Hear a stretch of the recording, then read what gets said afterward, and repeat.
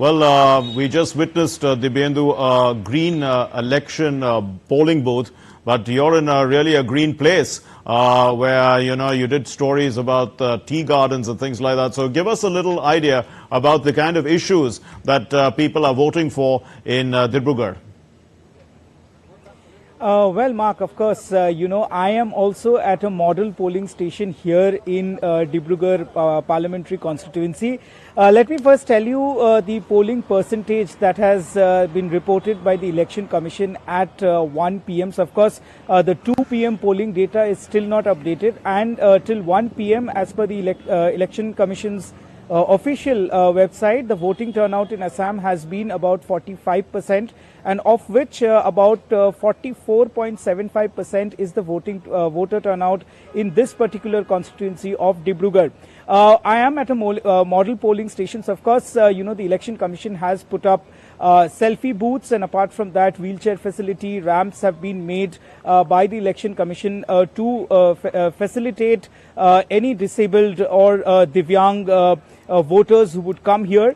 They have also made special arrangements for sitting for the senior citizens, as well as arrangements for feeding mothers. So, of course, these are some of the key initiatives taken by the Election Commission to ensure more voter turnout. But as you asked, the issues on which the people would be voting have been in fact voting in this particular constituencies, of course, which makes up a significant chunk of voters, is the tea garden workers, and their issues play a very important role in deciding who the candidate would win from this particular constituency. So, so of course, about 30% vote bank from this particular constituency constitutes the tea garden workers, and they will absolutely play a very, very significant role into who is able to win from this seat. But remember, it is Union Minister Sarbananda Sonowal of the BJP against AJP's Lurinjyoti Gogoi of the India Alliance's joint candidate who is contesting from this particular seat. So, of course, also we have witnessed long queues, and as the voting percentage also says, that a lot of voting has already taken place in this particular constituency, and for that matter, in all the 5 constituencies across the state of Assam that is going to polls in this particular phase. So, by the end of 6 p.m. when the voting closes and the final number is out at about 7:30 p.m., the voting percentage is expected to be about 70 to 75% is what I understand from the figures of 1 p.m. Back to you, Mark. Sure. Large voter turnout expected across the country. Let's go across to Chennai. Anbarasan is standing by. We've been seeing Anbarasan, a lot of, star power coming out to vote early, sending a signal, that it's an important day. And the whole of Tamil Nadu is voting in one phase. So just put this into perspective for us. As a voter turnout at around 1 p.m. in all across all the 39 constituencies, it's a 1 p.m. rate. It's around 40% of voter turnout. As it's a equate with the temperature here actually from 38 to 48 degrees Celsius. So the voter turnout need to be increased in the evening, maybe we can expect. And the Dharmaburi constituency around the maximum 44% of voter turnout. In the lowest point is in urban seats, particularly the Chennai constituencies. Right now we are at the central Chennai constituency, where the voter turnout is a little bit lagging due to the weather maybe, and also from the morning onwards, 7 a.m. onwards, the star candidates, actors Rajnikant, Kamal Hassan, and Chief Minister M.K. Stalin, ADMK, Edapadi K. Panichami, and the BJP K. Annamalai, all went on vote in the morning 7 a.m.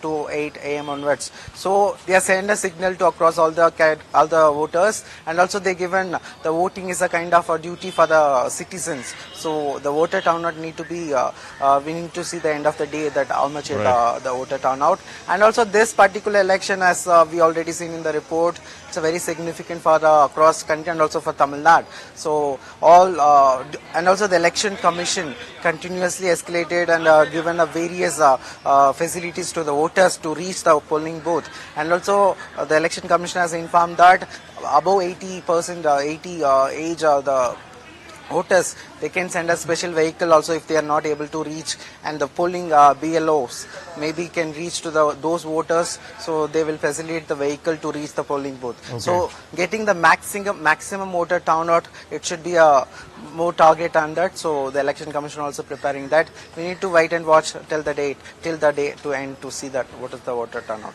Indeed. Also, Anbarasan, since the entire state is going to the polls in a single phase, what actually happens after a person comes out and votes? Do people, go and sit down in restaurants, talk about politics and things like that? Does that happen? Is that the kind of culture? Yeah, of course. Actually, from the morning tea, at the 7 o'clock, the polling starts. People actually gathered in 6 a.m. onwards, or maybe even 5 a.m. onwards in the tea stalls before the choosing their the candidate. So the discussion always went on. After the voting, also people waiting outside, discussion going on which party you are voted. So kind of a as a festival of democracy, the people are also very much involved in this, and they encourage, and also they talked up the issues, and all the alliance partners also put stalls for the outside the booth, so they can interact with the voters, right, to help facilitate the voters to reach the booth on the particular booth, because some polling booths are various 2-3 polling booths are in a collective manner they put actually, so to ease them up and also facilitate voter to reach that, so they are also guiding that. And also the police personnel, the polling booth workers also very much into helping them from morning onwards. So as a festival of democracy, this is going on. Let's go across once again to Shishir. Shishir, you were at one of the model polling booths with an environment message. What actually happens, from the polling personnel's point of view after people vote? What do they do with the polling, with the EVMs? How are they stored and things like that? For the sake of our international viewers, perhaps you can give them a guideline.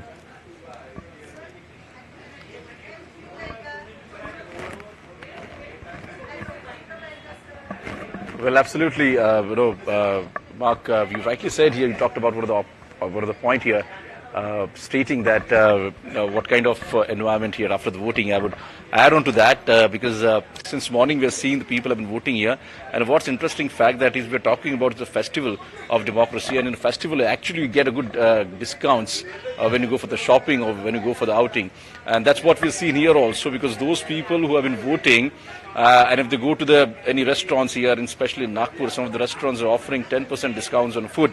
So people are quite joyous here, and that's the reason most of people comes here with the family, with the friends, they cast their vote, and then the entire team goes to the nearby hotel or the restaurants where this kind of discounts is open, and the hotels are open to give discounts by seeing the mark on their finger that yes, they have cast their vote and they can come in the seat and they talk. So obviously it's absolute festive mood since morning. We have witnessed in and around Nagpur.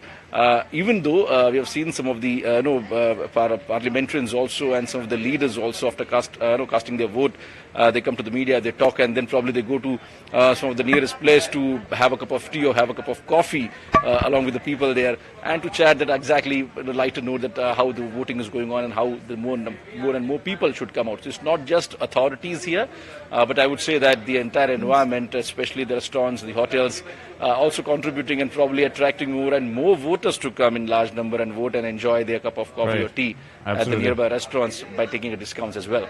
Indeed. Let's turn once again to Dibrugarh. Dibyendu, when people come out to vote, there is a chance that they have, to interact. After all, they are participating in a democratic process. They are electing a government. They are electing a leader. Is there a chance for them, to meet people from political parties afterwards, talk about the issues that they have in mind? Because otherwise, in the campaign mode, they didn't probably have a chance to have a one-on-one with the people concerned. Oh, well, while the voting process is going on, so of course, when the political leaders come to this, their particular polling station, they do interact with the people that are already in the queue. As in this case, we saw with the BJP candidate here, Sarbananda Sonowal, when in the morning at about 8 a.m., he came to vote at his particular polling station. he interacted with a couple of voters that were standing in queue. He even obliged to a lot of voters who wanted to take a selfie with him. So of course, they do interact with the leaders, but going to their particular house and interacting with them is it's not something that is generally done after the voting is done. But of course, when the leaders are out, when the leaders are visiting, their polling stations across their constituency, they do interact with the voters. But of course, you have to keep in mind, Mark, as per the ECI rules, the candidate cannot canvass or Yes. talk about whom to vote or whom not to vote with the voters when they are in 100-meter perimeter of the polling stations. Of course, all sorts of political messaging within the perimeter of 100 meters radius is not permitted by the ECI. So of course, all the political candidates do keep that in mind, and it is a general interaction with the public that have come out to vote, and the contesting candidate, of course, has to go to all booths across his constituencies to ensure that everything is peaceful and all the polling machines and the EVMs are working fine. Everything is being carried out peacefully. So this is generally what happens in India when elections are happening, and the candidates do visit almost all the polling stations, apart from the fact that there are also polling agents that are nominated by the candidate who take care of the polling stations, because in India we have a large parliamentary constituency, and there are almost hundreds of polling booths that are spread across sometimes even districts. So of course, it is not possible for a candidate to go to all booths. So they have their polling agents who are also political leaders. So they do keep visiting all these polling booths and interact with the people. But having said this, again, no political messaging, no political campaigning allowed within the 100-meter perimeter of the polling stations. Thank you very much for that clarification, Dibyendu, also Shishir and Anbarasan. Thank you for putting this into perspective for us. An overview and understanding from the ground of how the electoral process is taking place in India, first phase of the big general election.